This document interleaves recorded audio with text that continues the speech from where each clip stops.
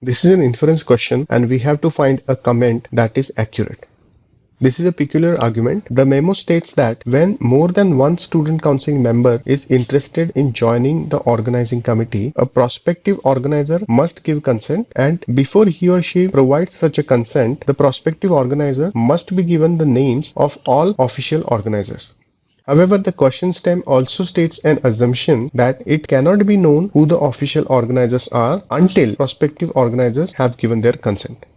So basically, the assumption states that prospective organizers should give their consent before official organizers are announced, whereas the memo states that the announcement of all the official organizers should be made before any consent is given. So there is a contradiction between the memo and this assumption, and hence there cannot be a committee in which there are more than one student council members on the committee. So in this context, let's look at the answer choices. Answer choice A. This answer choice says that it is possible for prospective organizers to know who all the official organizers are.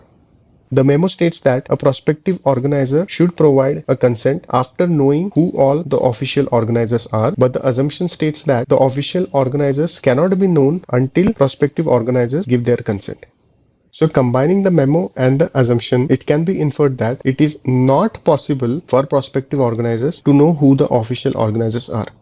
So this answer choice indicates something opposite of what can be inferred from the argument. So let's eliminate this answer choice.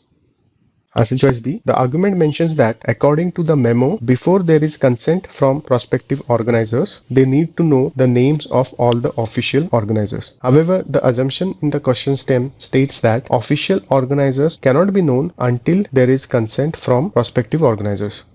So it can be inferred that the memo and the assumption are contradictory, and hence there cannot be an organizing committee with more than one student council member.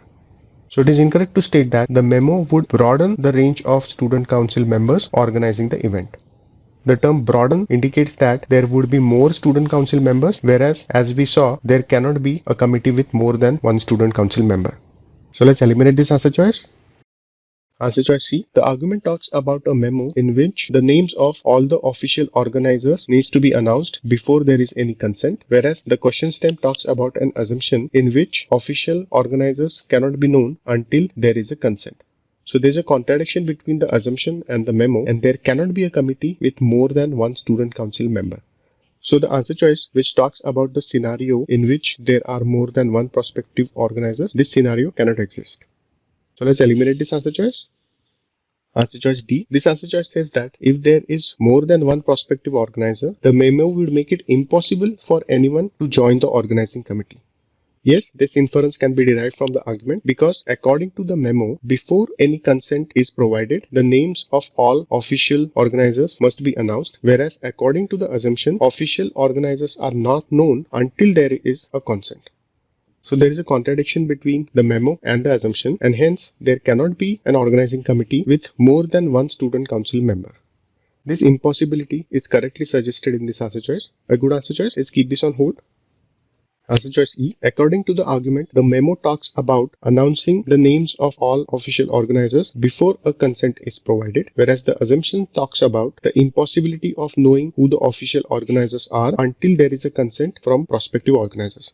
So basically, the memo and the assumption are contradictory, and there cannot be an organizing committee with more than one student council member. So this answer choice, which talks about a scenario in which one official organizer is avoiding to work with another official organizer, this scenario cannot exist. So let's eliminate this answer choice. D is the correct answer choice.